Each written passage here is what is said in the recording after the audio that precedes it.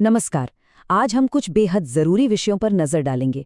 भारत के नए प्राकृतिक खजानों से लेकर अफ्रीका में बढ़ते एक संघर्ष और हमारी जिंदगी में एआई की बढ़ती भूमिका तक। तो चलिए इन सभी जरूरी डेवलपमेंट्स को एक-एक करके समझते हैं। आज हम इन 5 अहम विषयों पर बात करेंगे और आप देखेंगे कि कैसे पर्यावरण, अंतर्राष्ट्रीय संबंध, खेती और टेक्नोलॉजी ये सब एक दूसरे से जुड़े हुए हैं और हमारी दुनिया को बदल रहे हैं। तो चलिए सबसे पहले भारत के प्राकृतिक खजानों से ही शुरू करते हैं। हमारा पहला टॉपिक है भारत के बढ़ते प्राकृतिक खजाने। हाल ही में भारत ने पर्यावरण संरक्षण की दिशा में कुछ बड़ी उपलब्धियां हासिल की हैं और कुछ नई जगहों को इंटरनेशनल लेवल पर पहचान मिली है। आइए देखते हैं कि ये कौन सी जगह है और ये इतनी खास क्यों है। तो सबसे पहले एक बहुत बड़ी खुशखबरी है। भारत में अब अंतर्राष्ट्रीय महत्व वाली आर्द्र भूमियों यानी कि रामसर साइट्स की संख्या बढ़कर 89 हो गई है। और ये आंकड़ा इसलिए भी जरूरी है क्योंकि ये पूरे एशिया में सबसे ज्यादा है। तो ये 89 का आंकड़ा आया कहाँ से?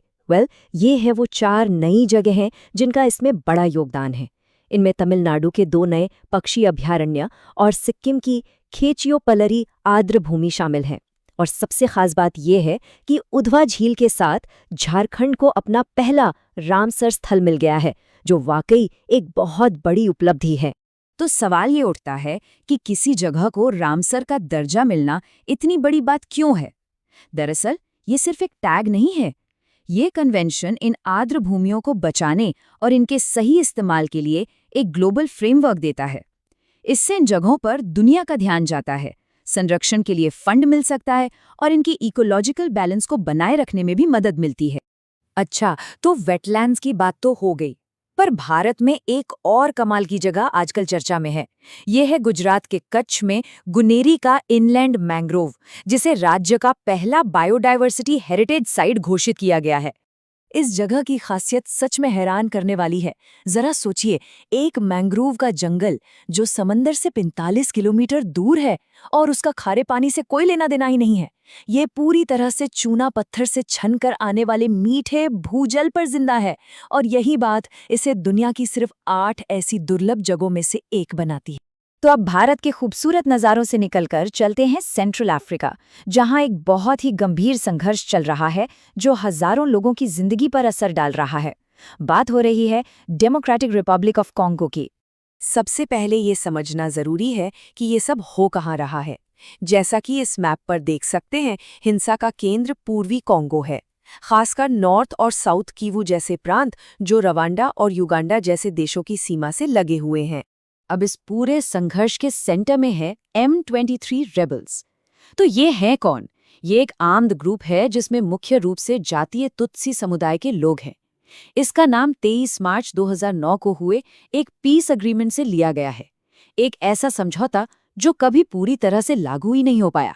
हर लड़ाई के पीछे ना अक्सर पैसा होता है और यहाँ भी ऐसा ही है। यूएन का अंदाजा है कि M23 ग्रुप हर महीने करीब $8 लाख कमाता है।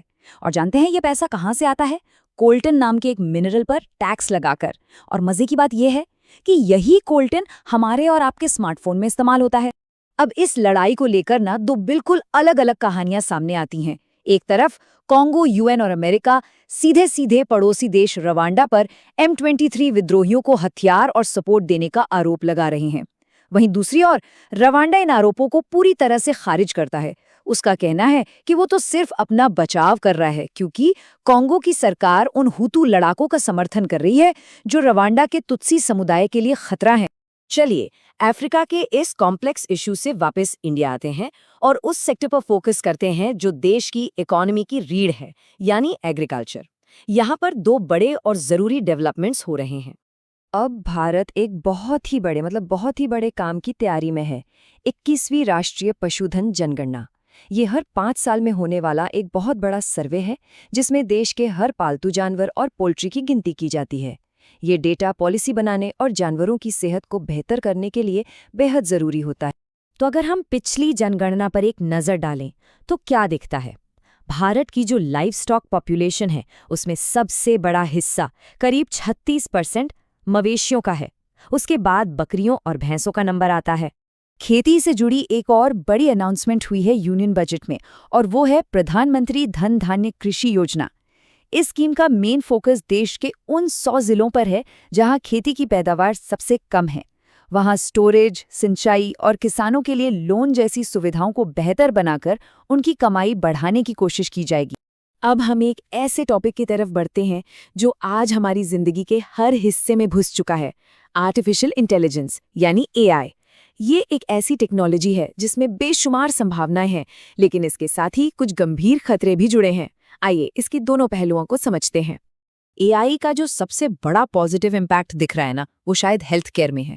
ये टेक्नोलॉजी डॉक्टरों को दुर्लभ बीमारियों का जल्दी पता लगाने में मदद कर रही है और नई दवाई बनाने के प्रोसेस को भी तेज कर रही है, जिससे अनगिनत जानें बच सकती हैं। अब जब एआई को जेनेटिक टेस्टिंग में इस्तेमाल करते हैं तो एक ही सिक्के के दो पहलू दिखते हैं।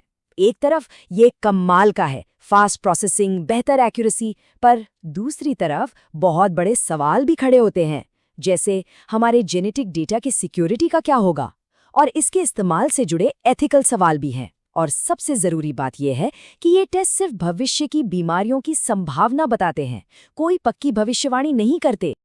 अब एआई के इस गलत इस्तेमाल को रोकने के लिए दुनिया भर में कदम भी उठाए जा रहे हैं, और इसी में ब्रिटेन एक बहुत बड़ा, एक लैंडमार्क कानून लाने वाला पहला देश बनने जा रहा है। ये कानून खास तौर पर एआई से बनाई गई फेक सेक्सुअल अब्यूज इमेजरी को टारगेट करेगा, जो एक बहुत बड़ा और जरूरी कदम है। और अब आते हैं आज के आखिरी सेक्शन पर, जिसमें हम बात करेंगे भारत की सिक्योरिटी और बॉर्डर मैनेजमेंट से जुड़े कुछ जरूरी अपडेट्स की। यहाँ भी हाल में कुछ महत्वपूर्ण डेवलपमेंट्स हुए हैं। ये जो तस्वीर देख रहे हैं, ये भारत की सेल्फ रिलायंट डिफेंस कैपेबिलिटीज में एक बहुत बड़ी छलांग है। ये है VSHORAD, जिसे DRDO ने पूरी तरह से देश में ही बनाया है। ये एक मैन पोर्टेबल यानी कंधे पर रखकर दागी जाने वाली मिसाइल सिस्टम है, जो ड्रोन और हेलीकॉप्टर जैसे कम ऊंचाई पर उड़ने वाले खतरों को गिरा सकती है। इसका सबसे बड़ा फायदा ये है कि सैनिक इसे आसानी से पहाड़ी और मुश्किल सीमा वाले इलाकों में ले जा सकते हैं। अब बात करते हैं FMR की, यानी फ्री मूवमेंट रिजीम। ये है क्या? देखिए, ये भारत और म्यांमार के बीच एक खास एग्रीमेंट है, जो बॉर्डर के दोनों तरफ बसे आदिवासी समुदायों को बिना वीज़ा के आने जाने की इजाज़त देता है, क्योंकि उनके बीच गहरे पारिवारिक और सांस्कृतिक रिश्ते हैं। हाल ही में ये व्यवस्था काफ़ी चर्चा में है, खासकर म्यांमार में अस्थिरता के कारण, मणिपुर में शरणार्थियों के आने और इंटरनल सिक्योरिटी की चिंताओं को लेकर।